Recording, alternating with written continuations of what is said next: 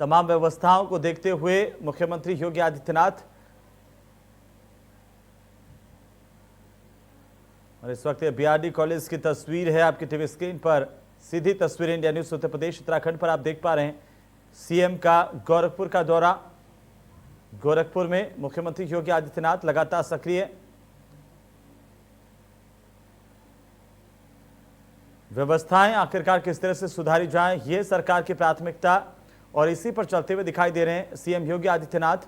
इस वक्त हम आपको तस्वीर दिखा रहे हैं कैसे मुख्यमंत्री तमाम जगहों पर जा रहे हैं, खुद हर एक चीज़ को बारीकी से देख रहे हैं, व्यवस्थाओं को सुधारने के निर्देश दे रहे हैं, क्योंकि कोरोना का संक्रमण लगातार फैलता हुआ नजर आ रहा है और सरकार संवेदनशीलता के साथ ये चाहती है कि किस तरह से व्यवस्थाओं को और ज़्यादा बेहतर किया जा सके। तो अधिकारियों के हमले के साथ मुख्यमंत्री योगी आदित्यनाथ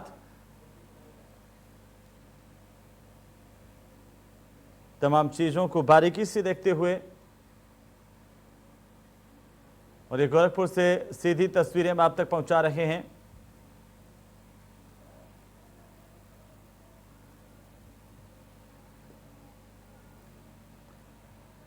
तो आखिर कोशिश यही है कि जो अस्पतालों की व्यवस्थाएं हैं उनमें सुधार हो सके, आम लोगों तक उसका फायदा मिल सके, लोगों को राहत मिल सके। कोरोना काल में चूंकि संक्रमण के मामले लगातार बढ़ रहे हैं, इसलिए प्रशासन और सरकार के लिए चिंता की बात है। और मुख्यमंत्री योगी आदित्यनाथ जब भी गोरखपुर के दौरे पर होते हैं, तमाम चीज़ों को देखते हैं। आज गोरखपुर के बीआरडी कॉलेज पहुंचे हैं, जहां पर मेडिकल कॉलेज का निरीक्षण इस वक्त मुख्यमंत्री योगी आदित्यनाथ कर रहे हैं। मेडिकल कॉलेज के प्रिंसिपल अधिकारी उनके साथ मौजूद हैं। तो सीएम योगी आदित्यनाथ को आप देख पा रहे थे, बीआरडी कॉलेज से सीधी तस्वीरें। मुख्यमंत्री योगी आदित्यनाथ मेडिकल कॉलेज का निरीक्षण करने के लिए पहुंचे थे, उनके साथ मेडिकल कॉलेज के प्रिंसिपल, साथ ही साथ जो चिकित्सा विभाग के अधिकारी हैं वे वहां पर मौजूद हैं इस वक्त। और हम आपको बता दें कि सीएम गोरखपुर के दौरे पर हैं। तो चलिए आगे बढ़ेंगे, खबरों का रुख करते हैं। चीनी कंपनियों से जुड़े हवाला नेटवर्क को लेकर के इस वक्त बड़ी खबर मिल रही है। हवाला नेटवर्क पर बड़ी कार्रवाई की गई है, आयकर विभाग ने ये बड़ी कार्रवाई की है। सूत्रों के हवाले से इस वक्त ये महत्वपूर्ण जानकारी आ रही है कि दिल्ली, गाजियाबाद और गुरुग्राम में 21 जगहों पर एक साथ तलाशी अभियान चलाया गया। एक चीनी नागरिक को भी यहाँ पर पकड़ा गया है। चीनी नागरिक के पास से जाली पासपोर्ट मिला है। 8 से 10 बैंक खाते चला रहा था। लू सैंग इसका नाम बताया जा रहा है, जो चीन का नागरिक है। चीनी कंपनियों के लिए हवाला का लेन देन यहां से करता था और आखिरकार अब कब्जे में है। 300 करोड़ के लेन देन का खुलासा यहां पर होता हुआ नजर आ रहा है। इस वक्त की बड़ी खबर है, दिल्ली के साथ ही गाजियाबाद और गुरुग्राम में भी अलग अलग जगहों पर छापेमारी हुई है आयकर विभाग की ओर से। और एक बड़ा नेटवर्क जिसकी जानकारी आयकर विभाग को मिली थी, इसी को लेकर के आयकर विभाग ने बड़ी कार्रवाई यहां पर की है। तस्वीर हम आपको दिखा रहे हैं, एक चीनी नागरिक की गिरफ्तारी यहां से हुई है, उसको पकड़ा गया है। चीनी कंपनियों से जुड़े हवाला नेटवर्क पर यह बड़ी कार्रवाई मानी जा रही है। आयकर विभाग ने यहां पर यह बड़ी कार्रवाई की है, जिसकी तस्वीर हम आपको दिखा रहे थे। किस तरह से आयकर विभाग की टीम अलग अलग जगहों पर पहुंची एक साथ, दिल्ली के साथ ही गाजियाबाद, गुरुग्राम में भी आप देखिए कि छापेमारी की गई। 300 करोड़ के लेन देन का पता चला है। सूत्रों के हवाले से इस वक्त की यह बड़ी खबर है, एक चीन का नागरिक भी पकड़ा गया है, जिससे पूछताछ की जा रही है। साथ ही साथ तमाम जो जानकारी है उसको खंगाला जा रहा है कि आखिर कितने लंबे वक्त से इस तरह का हवाला कारोबार ये कर रहा था, कितने पैसों का लेन देन यहाँ से हुआ है। और चूंकि अब आयकर विभाग यहाँ पर इस पूरे मामले को लेकर के सक्रिय नजर आ रहा है, तो इसमें और अहम खुलासे होने की उम्मीद जताई जा रही है। और आप ये अंदाज़ा लगा सकते हैं कि किस तरह से 300 करोड़ के ज़्यादा के लेन देन का पता यहाँ पर चल पाया है। अब ये जाँच जैसे जैसे आगे बढ़ेगी, ये राशि और ज़्यादा बड़ी हो सकती है।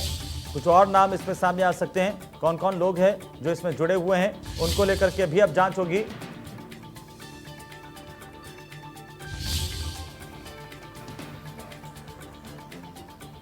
तो लगातार आयकर विभाग की कार्रवाई को लेकर के इस वक्त की बड़ी खबर है। दिल्ली एनसीआर के इलाकों में यह कार्रवाई एक साथ की गई है। एक चीन का नागरिक भी पकड़ा गया है, जिसकी जांच की जा रही है और इस बात को खंगालने की कोशिश की जा रही है कि आखिरकार कितना बड़ा एक नेटवर्क कब से काम कर रहा था, कितनी तादाद में राशि का लेन देन कर चुका है, किस तरह से आयकर विभाग को चूना लगाया जाता है। ये तमाम बातें हैं जिनको लेकर के अब जांच का विषय है। हालांकि हम आपको बता दें कि दिल्ली, गाजियाबाद और गुरुग्राम में एक साथ 21 जगहों पर तलाशी अभियान चलाया गया। आयकर विभाग की ओर से। और आयकर विभाग के सूत्रों का कहना है कि बड़े इनपुट मिले हैं। तो ये बड़ी और अहम जानकारी इस वक्त की आपकी टीवी स्क्रीन पर। और इसी बीच अगली खबर का हम रुख करते हुए इस वक्त की एक और बड़ी खबर मिल रही है। ग्रेटर नोएडा के इलाके से बड़ी खबर है, जहां पर सुदीक्षा भाटी की मौत के मामले से जुड़ी इस वक्त की अहम जानकारी आ रही है कि दादरी विधायक ने मुख्यमंत्री को एक पत्र लिखा है। सीएम को पत्र लिखा है दादरी विधायक की ओर से। सरकार से 25 लाख रुपए की आर्थिक मदद की मांग की है। 6 बहनों में सुदीक्षा भाटी सबसे बड़ी थी और एक बिल्कुल जो है वो गरीब परिवार से ताल्लुक रखती थी। उनको करीब 4.5 करोड़ रुपए की स्कॉलरशिप एक कंपनी की ओर से मिली थी अमेरिका में पढ़ाई करने के लिए, उनकी प्रतिभा को देखते हुए। और उसके बाद सुदीक्षा लगातार अमेरिका में पढ़ाई भी कर रही थी, लेकिन जब वे वापस लौटी तो इस तरह से उनके साथ यह हादसा हुआ। ज्यादा जानकारी के साथ संवाददाता रजत हमारे साथ जुड़ चुके हैं। रजत, क्या कुछ जानकारी, क्या कुछ अपडेट इस पूरे मामले को लेकर इस वक्त आपके पास? की मौत का जो मामला था वो गर्माता जब लगातार जो राजनीतिक जो नेता है वो भी पहुंच रहे और जो कि एक यहाँ की दादरी विधायक उन्होंने भी जो एक पत्र लिखा सीएम को, उनको आर्थिक मदद देने की कही गई बात। और जो सुदीक्षा भाटी जो 6 बहनें उन्होंने भी आखिर जो बहनें उनको भी एक मदद दी जाए ऐसी मांग की है। जो लगातार जो राजनीति के जो नेता है वो पहुंच रहे और सुबह भी जो समाजवादी पार्टी के जो नेता है वो भी वहां पर जो परिवार वालों से मिलने पहुंचे। कहीं जो माहौल है वो गर्माता हुआ नजर आ रहा है। बिल्कुल रजत, अब इस मामले को लेकर के हालांकि कई घंटों के बाद एफआईआर भी दर्ज की गई है और क्या इस पत्र में इस बात का भी जिक्र है कि जांच निष्पक्षता से हो और जो परिजन हैं उनको कम से कम इस बात को लेकर के न्याय मिल पाए? बिल्कुल साफ तौर से पत्र में लिखा गया है कि जो बुलेट जो मोटरसाइकिल से उनकी पहचान की जाए, आखिर लोग वो कौन लोग थे और ओवरटेक करने की वजह क्या, साफ तौर से काफी अच्छे से जांच की जाए। क्योंकि इस तरह के जो मामला आया सामने, जो कि एक सुदीक्षा भाटी एक होनहार बेटी थी इस देश की और विदेशों में भी उन्होंने नाम किया था, उसी को लेकर दादरी जो विधायक है तेजपाल नागर, उन्होंने एक लेटर लिखा और सीएम से मांग की है कि उसकी निष्पक्ष जांच की जाए और उसके बाद जो कार्रवाई हो सके वो कार्रवाई की जाए। बिल्कुल, और यहाँ पर रजत हम ये भी बताते चले कि बिल्कुल गरीब परिवार से ताल्लुक रखती थी और इसके बाद अपनी प्रतिभा के दम पर उन्होंने एक स्कॉलरशिप हासिल की थी जिससे वे अमेरिका में पढ़ाई करने के लिए गई। उम्मीदें बहुत थी, लेकिन वो उम्मीदें टूट गई उस वक्त जब उनके साथ यह हादसा हुआ। बहुत बहुत शुक्रिया रजत तमाम जानकारी के लिए। तो दादरी के विधायक ने मुख्यमंत्री को पत्र लिखा है। इस पत्र में इस बात का भी जिक्र किया है कि कम से कम इस पूरे मामले को लेकर निष्पक्षता से जांच हो ताकि जो दोषी हैं उनके खिलाफ कार्रवाई हो सके। और इसी बीच एक और बड़ी खबर मिल रही है, उससे हम आपको रूबरू करवा दें। लखनऊ से इस वक्त की अहम और बड़ी जानकारी, जहां पर आलमबाग कोतवाली एसएचओ कोरोना से संक्रमित पाए गए हैं।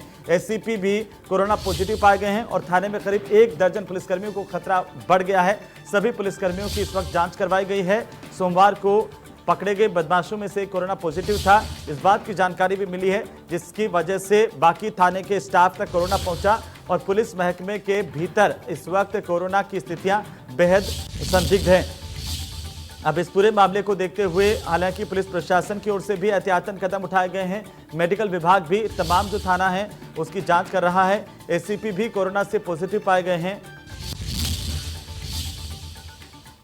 तो चलिए आगे बढ़ेंगे। एक और बड़ी खबर हम आपको बता दें, राजधानी लखनऊ से बड़ी खबर है कि कैदियों की तबीयत बिगड़ने से यहां पर हड़कंप मच गया और अस्पताल में शिफ्ट किया गया है कुछ कैदियों को। सर्किल नंबर 3 में करीब 28 कैदी जेल अस्पताल में भर्ती थे और दवा की रिएक्शन से यह तबीयत बिगड़ी। जेल प्रशासन ने दोषी फार्मासिस्ट से जवाब मांगा है। तो जिला कारागार लखनऊ, हम आपको बता दें कि सर्किल नंबर 3 में ये खबर है कि 28 कैदी जेल अस्पताल में भर्ती किए गए हैं। कैदियों की तबीयत बिगड़ने की जानकारी इस वक्त सामने आ रही है और इसके बाद कुछ कैदियों को अस्पताल में भर्ती करवाया गया है। जानकारी के मुताबिक दवा का रिएक्शन हुआ था और उससे इन कैदियों की तबीयत बिगड़ी, ये जानकारी भी इस वक्त सामने आ रही है। तो ये बड़ी अपडेट, महत्वपूर्ण जानकारी इस वक्त की। कैदियों की तबीयत बिगड़ने से हड़कंप मच गया है जेल प्रबंधन के भीतर और कई कैदियों को अस्पताल में दाखिल करवाया गया जहां पर उनका इलाज शुरू किया गया है।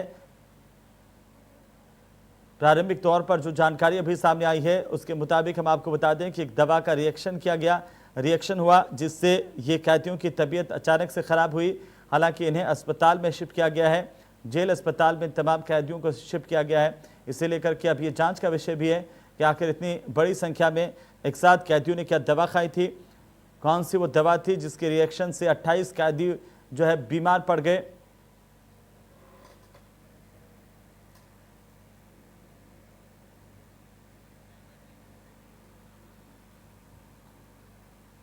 तो चलिए आगे बढ़ेंगे और लखनऊ से बड़ी खबर है कि पुलिस को बड़ी कामयाबी मिली है। आपको बता दें कि भड़काऊ वीडियो बनाने वालों को गिरफ्तार पुलिस ने किया है। 2 लोगों की गिरफ्तारी हुई है। धार्मिक सौहार्द को बिगाड़ने के आरोप में गिरफ्तारी की गई है। इमरान अली और मोहम्मद चांद इनके नाम बताए जा रहे हैं। सोशल मीडिया पर ये वीडियो वायरल करते थे। धार्मिक सौहार्द को बिगाड़ने के इन पर आरोप है और इसी के तहत पुलिस ने कार्रवाई करते हुए दोनों आरोपियों की गिरफ्तारी की है। बड़ी अपडेट इस वक्त की, सोशल मीडिया पर लगातार जो भड़काऊ पोस्ट करते हैं, जो धार्मिक माहौल को खराब करने की कोशिश करते हैं, उनके खिलाफ भी पुलिस लगातार सख्ती से पेश आ रही है। और इसी बीच ये खबर है कि 2 व्यक्तियों की गिरफ्तारी हुई है जिन पर यह आरोप है कि उन्होंने कई धार्मिक सौहार्द बिगाड़ने वाले वीडियो सोशल मीडिया पर अपलोड किए। ये वीडियो बना करके अपलोड करने का काम करते थे। इमरान अली और मोहम्मद चांद इनके नाम बताए जा रहे हैं। दोनों आरोपियों से पूछताछ भी की जा रही है। तो बड़ी और महत्वपूर्ण जानकारी इस वक्त हम आपको टीवी स्क्रीन पर दिखा रहे हैं। बड़ी अपडेट है, सोशल मीडिया पर भड़काऊ पोस्ट डालने के आरोपों को लेकर के 2 व्यक्तियों की गिरफ्तारी हुई है। तो चलिए आगे बढ़ेंगे। उधर गाजियाबाद के लोनी में स्थित गैस बोटलिंग प्लांट का देर रात पुलिस अधिकारियों ने निरीक्षण किया है। सुरक्षा के लिहाज से ये निरीक्षण किया गया। यहां पर एसपी देहात नीरज कुमार जादौन का यह कहना है कि गैस प्लांट में कुछ कमियां पाई गई हैं जिन्हें दूर करने के निर्देश दिए गए हैं। हायर अथॉरिटी को इस विषय में पत्र भी लिखा जा रहा है। स्वतंत्रता दिवस के मद्देनजर सुरक्षा के लिहाज से यह निरीक्षण काफी अहम है। आपको बता दें कि गाजियाबाद के लोनी में देश की नामी गैस कंपनियों के प्लांट हैं जो सुरक्षा के लिहाज से अति संवेदनशील इकाइयां मानी जाती हैं। और गैस बॉटलिंग प्लांट का निरीक्षण किया गया है। बॉटलिंग प्लांट का निरीक्षण करने के लिए यहाँ पर पहुंचे थे कि किस तरह से कुछ खामियां तो नहीं है। सुरक्षा के लिहाज से अमूमन ये निरीक्षण जो है वो एक रूटीन प्रक्रिया है, लेकिन फिलहाल इस तरह के कई जगह से शिकायतें बरामद हुई थी, पाई गई थी, जिसको देखते हुए पुलिस की ओर से यहाँ पर निरीक्षण अभियान चलाया गया है। इस प्लांट का निरीक्षण किया गया है। दरअसल ये गैस बॉटलिंग प्लांट है जिसका निरीक्षण करने के लिए अधिकारी पहुंचे। तो मौके पर कई पुलिस के अधिकारी मौजूद हैं। पूरी सुरक्षा व्यवस्थाओं को जांचा जा रहा है, परखा जा रहा है। तो वहीं बांदा के पचनही गांव में एक दबंग ने शराब के नशे में एक बुजुर्ग की गोली मारकर हत्या कर दी। इस घटना के वक्त परिजनों ने पुलिस को सूचना दी थी, लेकिन पुलिस मौके पर नहीं पहुंची। साथ ही परिजनों ने इससे कह दिया कि तहरीर लेकर थाने में आ जाओ। इस घटना के बाद पीड़ित परिवार ने आनन फानन में बुजुर्ग को अस्पताल में भर्ती करवाया। साथ ही परिजनों ने आरोप लगाए हैं कि घटना की जानकारी देने के बावजूद भी पुलिस मौके पर नहीं पहुंची। अगर सही समय पर पुलिस पहुंचती तो इस तरह की घटना नहीं होती। तो दबंगों का बेखौफ अंदाज यहां पर देखने को मिला है। जिस तरह से लगातार ये सवाल उठे हैं कि आखिरकार क्या पुलिस का इकबाल जो है वो कायम नहीं रह पा रहा है। अपराधियों के हौसले बुलंद है। बांदा की एक खबर है, हम आपको बता दें कि परिजनों ने सूचना भी दी, इसके बावजूद भी पुलिस नहीं पहुंची। इससे पता चलता है कि अपराध के मामलों को लेकर पुलिस कितनी संवेदनशील है। तो सीधे तौर पर एक बार फिर से बांदा की पुलिस पर सवाल है। इस बार नशे में एक बुजुर्ग को गोली मारने का पूरा मामला, जिसे लेकर के परिजनों ने पुलिस को सूचित किया, लेकिन पुलिस पर यह आरोप है कि पुलिस समय रहते मौका वारदात पर नहीं पहुंची। उधर बहराइच के पुलिस अधीक्षक ने बेहतर पुलिसिंग व्यवस्थाओं के साथ अनुशासन को बनाए रखने के लिए एक मिसाल कायम की है। एसपी ने अपने ही अधीनस्थ इंस्पेक्टर का मास्क न लगाने पर चालान कर दिया। दरअसल ये बौंडी थाना इलाके के थानाध्यक्ष सुभाष सिंह बिना मास्क लगाए सड़क पर चलने वालों का चालान कर रहे थे, लेकिन थानेदार महोदय ये भूल गए थे कि उन्होंने खुद भी मास्क नहीं लगाया हुआ है। आपको बता दें कि थानेदार एक शख्स का जबरन चालान कर रहे थे। इससे नाराज एक युवक ने एसपी से इसकी शिकायत की। मामले को गंभीरता से लेते हुए लापरवाह थानेदार के खिलाफ कानून की अवहेलना करने और मास्क नहीं लगाने का चालान काटा गया है। तो बौंडी थाने में ये कार्रवाई की गई। यहाँ पर बहराइच से खबर है कि एक थानेदार, आप देखिए कि बिना मास्क लगाए लोगों के चालान काट रहे थे और इन थानेदार का चालान भी जनता की जागरूकता के चलते कट गया। ये तस्वीर इस बात को लेकर के सवाल जरूर खड़े करती है कि आखिरकार हमारी पुलिस कानूनी कार्रवाई करते समय, कानून का पालन करवाते समय कितनी गंभीर नजर आती है। तस्वीरों को देखकर आसानी से इस बात का अंदाजा लगता है। हालांकि जो पुलिस अधिकारी हैं उन्होंने सजगता बरती, एक मिसाल कायम की कि पुलिस का अधिकारी भी अगर कानून को तोड़ता है तो उसे भी बख्शा नहीं जाएगा।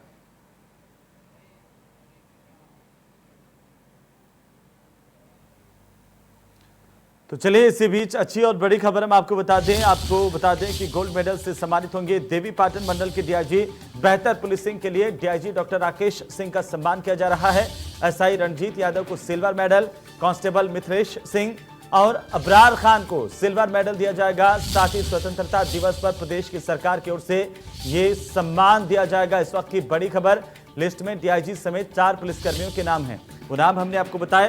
बेहतर पुलिसिंग के लिए डीआईजी डॉक्टर राकेश सिंह का सम्मान किया जाना है। एसआई रणजीत यादव को भी सिल्वर मेडल से नवाजा जाएगा। साथ ही कांस्टेबल मिथिलेश सिंह और अबरार खान को सिल्वर मेडल से सम्मानित किया जाएगा। स्वतंत्रता दिवस के मौके पर प्रदेश स्तरीय समारोह में प्रदेश की सरकार की ओर से सम्मान किया जाएगा।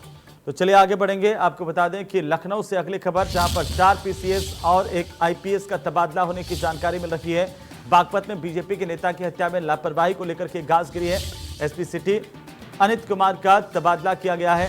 अपर पुलिस अधीक्षक एटीएस लखनऊ में उनको तैनाती दी गई है। साथ ही गाजियाबाद से भी तबादले के बाद मनीष मिश्रा अब बागपत पहुंचे हैं। बागपत में बीजेपी नेता की हत्या के दौरान पुलिस की लापरवाही को लेकर के पुलिस अधिकारियों पर गाज गिरी है। एसपी सिटी अनित कुमार का तबादला किया गया है। अपर पुलिस अधीक्षक एटीएस लखनऊ में उनको तैनाती दी गई है। 4 पुलिस अधिकारियों के तबादले हुए हैं। गाजियाबाद से तबादले के बाद मनीष मिश्रा का भी यहां पर तबादला हुआ है। उधर उन्नाव से खबर है कि कपड़ा गोदाम में भीषण आग लगी है। आपको बता दें कि शॉर्ट सर्किट के चलते एक गोदाम में आग लगी। कार, बाइक समेत लाखों का सामान जलकर खाक हुआ है। दमकल की गाड़ियां आग बुझाने में फिलहाल जुटी हुई हैं। अजगैन कोतवाली पुलिस मौके पर मौजूद है। कोशिश इसी बात को लेकर की है कि जल्द से जल्द इस आग को बुझाया जाए। हालांकि नुकसान का जो आकलन है वो इसके बाद ही हो पाएगा, जांच का विषय है। लेकिन जैसे इस बात की जानकारी पुलिस को लगी, पुलिस के अधिकारी मौके पर पहुंचे, पुलिस की टीम पहुंची, दमकल की गाड़ियां भी मौके पर मौजूद हैं। इस आग को बुझाने की कोशिश की जा रही है। ये तस्वीर हम आपको दिखा रहे हैं इंडिया न्यूज उत्तर प्रदेश उत्तराखंड पर। सबसे पहले सबसे तेज इस तस्वीर को देखिए कि किस तरह से यह आग देखते ही देखते इस पूरे गोदाम में फैल गई। गोदाम में रखा सामान जलकर खाक हुआ है। काफी नुकसान की खबर है। वहीं शॉर्ट सर्किट की वजह से आग लगी थी, इस बात की जानकारी प्रारंभिक तौर पर जांच में सामने आ रही है। तो भीषण आग लगने की खबर है। कपड़ा गोदाम में जैसे ही एक तरफ ही आग लगी, तेजी से आग फैलती हुई नजर आई, जिसकी वजह से पूरा गोदाम इस आग की चपेट में आ गया। क्योंकि कपड़े का गोदाम है और जो रखा हुआ कपड़ा है वो जल्दी आग उसके पकड़ने से स्थितियां जो है वो काबू से बाहर हो गई। जैसे ही दमकल की गाड़ी मौके पर पहुंची, इसको पूरी तल्लीनता के साथ, कड़ी मशक्कत के साथ बुझाने की कोशिश की जा रही है। उधर बलिया के सुल्तानपुर में घाघरा नदी तबाही मचा रही है। तेजी से हो रहे कटान के दौरान किसानों के सैकड़ों एकड़ फसल यहां पर बर्बाद हो गई है। प्रभारी मंत्री अनिल राजभर ने नदी के किनारे वाले इलाकों में पहुंचकर के कटान का जायजा लिया। तस्वीर आपकी टीवी स्क्रीन पर। साथ ही कटान के इलाके में 24 घंटे पेट्रोलिंग करने के अधिकारियों को निर्देशित किया गया है। मंत्री ने कहा है कि पानी कम होते ही किसानों को उनकी बर्बाद फसलों का आकलन कर मुआवजा दिया जाएगा। लेकिन फिलहाल जो हालात है वो भयावह है। लोगों की परेशानी अभी कम होने का नाम नहीं ले रही। बलिया की तस्वीर हम आपको दिखा रहे हैं। बलिया और आसपास का जो इलाका है पूरी तरह से बाढ़ के चपेट में नजर आ रहा है। घाघरा नदी उफान पर है और घाघरा नदी के कटान की वजह से आसपास का जो इलाका है वो इस कटान के दायरे में आ गया है, जिससे किसानों की, आम लोगों की मुसीबतें बढ़ गई है। हालांकि मंत्री जब मौके पर पहुंचे, गाँव के लोगों से उन्होंने बात की, इलाके के लोगों से बात की, उनको ये आश्वासन दिया कि जैसे ये पानी कम होगा इसके बाद एक नुकसान का आकलन होगा और इसका मुआवजा दिया जाएगा। उधर ग्रेटर नोएडा में दबंगों ने युवक से मारपीट की है। वहीं दुकान से सामान नहीं लेने से ये युवक जो है वो नाराज थे, इस बात की जानकारी मिल रही है। पुलिस ने शिकायत के बावजूद भी एफआईआर नहीं लिखी।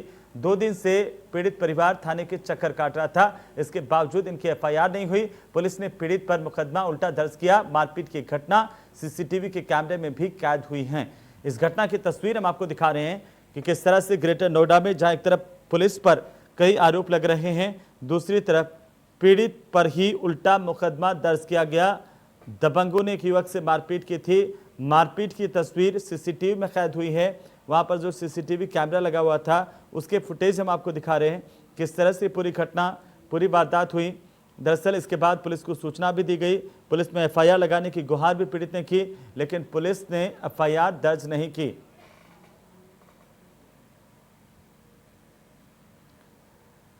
तो चलिए आगे बढ़ेंगे। ललितपुर में बारिश के पानी में डूबने से 2 लोगों की मौत होने की खबर है। इस वक्त की बड़ी और अहम जानकारी हम आपको बता दें कि बारिश के पानी में नहाते वक्त यह हादसा हुआ। बारिश की वजह से गड्ढे में पानी भर गया था।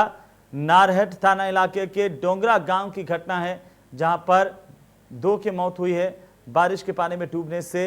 दरअसल बरसात का मौसम है और ऐसे में लगातार प्रशासन की ओर से लोगों को जरूर कहा जा रहा था कि ऐसे जो इलाके हैं जहां पर पानी भरता है या फिर जो संवेदनशील इलाके हैं वहां पर नहीं जाए, लेकिन इसके बावजूद भी ये 2 युवक यहां पर पहुंचे थे। नहाने के दौरान यह हादसा हुआ। एक बड़ा गड्ढा था जिसमें पानी भर गया था, जिसका आकलन ये नहीं कर पाए थे, जिसका अंदेशा उन्हें नहीं था कि इतना गहरा होगा, और आखिरकार जब ये नहाने के लिए उतरे तो इसमें डूब गए। बारिश के पानी में नहाते वक्त यह हादसा हुआ है। जैसे ही इस बात की खबर ललितपुर गांव में पहुंची, पूरे गांव में सन्नाटा पसरा हुआ है। हर किसी के मन में एक ही सवाल है कि आखिरकार कैसे कोई इस तरह से गांव के जो बच्चे हैं वो डूबे हैं। इनके शवों को निकाल लिया गया है। फिलहाल इस पूरे मामले को लेकर के अब जांच की जा रही है। डोंगरा गांव की एक घटना है। पुलिस को जैसे ही सूचना मिली है, पुलिस भी अब इस पूरे मामले को लेकर जांच में जुट गई है। तो चलिए आगे बढ़ेंगे। कांग्रेस की महासचिव प्रियंका गांधी ने बिजली दरों में बढ़ोतरी को लेकर राज्य सरकार पर जोरदार निशाना साधा है। प्रियंका गांधी ने ट्वीट करते हुए लिखा है कि यूपी में बिजली की दरें कंपनियों के फायदे के लिए बढ़ाई गई हैं। उत्तर प्रदेश राज्य विद्युत उपभोक्ता परिषद की तरफ से घरेलू फिक्स्ड चार्ज, कमर्शियल न्यूनतम चार्ज खत्म करने और किसानों के लिए बिजली की दरों में कमी किए जाने की मांग को जायज बताया है। साथ ही उन्होंने लिखा है कि सरकार को इस पर विचार करना चाहिए। प्रियंका गांधी ने ये मुद्दा उठाते हुए ट्वीट किया। उन्होंने लिखा कि जनता कहती है यूपी में बिजली की दरें कंपनियों के फायदे के लिए बढ़ाई गई हैं। उत्तर प्रदेश राज्य विद्युत उपभोक्ता परिषद की तरफ से घरेलू फिक्स्ड चार्ज और कमर्शियल न्यूनतम चार्ज खत्म करने और किसानों के लिए बिजली दरों में कमी किए जाने की मांग एकदम जायज है। सरकार को इस पर विचार करना चाहिए।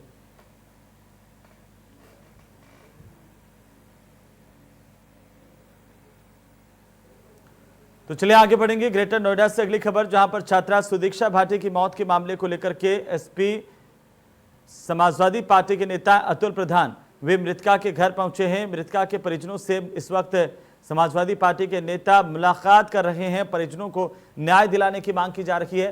कानून व्यवस्था को लेकर के एक बार फिर से सपा नेता की ओर से निशाना साधा गया। सपा नेता अतुल प्रधान पहुंचे हैं। आपको बता दें कि दीक्षा भाटी की मौत हादसे के दौरान हो गई थी और उसके बाद परिजनों ने आरोप लगाए थे कि कुछ मंचले उनका पीछा कर रहे थे। वे अपने चाचा के साथ जा रही थी और इसी दौरान उनकी गाड़ी एक्सीडेंट हुई और दीक्षा की मौत हो गई। तो चलिए आगे बढ़ेंगे और इसी बीच राजधानी लखनऊ से बड़ी खबर मिल रही है। आपको बता दें कि इस वक्त की अहम और बड़ी जानकारी राजधानी लखनऊ से, जहां पर खाद्य आपूर्ति विभाग में बड़ा हेरफेर होने की जानकारी है। नमक का ठेका दिलाने के नाम पर 1 करोड़ रुपए की ठगी की गई है। 120 करोड़ रुपए का ठेका दिलाने के नाम पर यह ठगी की गई। इस वक्त की सबसे बड़ी खबर, हजरतगंज पुलिस ने 7 लोगों पर इसे लेकर एफआईआर दर्ज की है। ये बड़ी अपडेट इस पूरे मामले को लेकर के अहमदाबाद के व्यापारी नीलम सुरेंद्र ने एफआईआर दर्ज करवाई, जिस पर पुलिस अब जांच कर रही है। इस जांच में कई और नाम भी सामने आ सकते हैं। फिलहाल हम आपको बता दें कि खाद्य आपूर्ति विभाग में बड़ा हेरफेर होने के संकेत हैं। जो जानकारी अभी तक सामने आ रही है उसके मुताबिक खाद्य आपूर्ति विभाग में एक बड़ा घोटाला हुआ है। नमक का ठेका दिलाने के नाम पर 1 करोड़ रुपए की ठगी की वारदात सामने आई है। 120 करोड़ रुपए का ठेका दिलाने के नाम पर यह ठगी की गई है। ज्यादा जानकारी के साथ हमारे संवाददाता रवि हमारे साथ लखनऊ से जुड़ चुके हैं। रवि, आखिरकार ये पूरा मामला क्या है, अभी क्या अपडेट है आपके पास इसे लेकर? देखिए, आशीष राय नाम का एक जांच जिसके वजह पशुपालन विभाग में ठेका दिलाने के नाम पर ठगी के मामले में जेल जा चुका है। आरोपी वही है और जैसा कि बताया जा रहा है, नमक का जो 120 करोड़ का ठेका दिलाने के लिए खाद्य आपूर्ति विभाग में ये नमक का ठेका होना था, इसको लेकर ही 1 करोड़ रुपए ठग लिए गए। अहमदाबाद का पीड़ित रहने वाला नीलम सुरेंद्र, जिसने लखनऊ हजरतगंज कोतवाली में एफआईआर दर्ज कराई गई है। करीब 7 लोगों के खिलाफ ये मामला दर्ज कराया गया है। 120 करोड़ का नमक का है, वो 120 करोड़ का जो नमक लाख का ठेका है वो दिलाने के नाम पर ठगी का ये मामला है। फिलहाल 2 लोग इसमें पहले से ही जेल में हैं इस ठगी के ही मामले में, और फिलहाल अभी पुलिस इस मामले की जांच कर रही है और जांच के आधार पर जो भी लोग दोषी पाए जाएंगे उन सभी पर पुलिस कार्रवाई करेगी। चलिए रवि, बहुत बहुत शुक्रिया तमाम जानकारी के लिए और हमारे साथ जुड़ने के लिए। अब इस पूरे मामले को लेकर के पुलिस की ओर से जांच की जाएगी। हालांकि एक FIR दर्ज करवाई गई है जिस पर अब पुलिस तफ्तीश कर रही है। तो बड़ी और महत्वपूर्ण जानकारी इस वक्त की हम आपको बता रहे हैं। 120 करोड़ रुपए का ठेका दिलाने के नाम पर ठगी की वारदात को अंजाम दिया गया। हजरतगंज पुलिस ने 7 लोगों पर इसे लेकर केस दर्ज किया है। तो चलिए इसी के साथ ही इस बुलेटिन फिलहाल इतना ही। आप देखते रहिए इंडिया न्यूज। नमस्कार।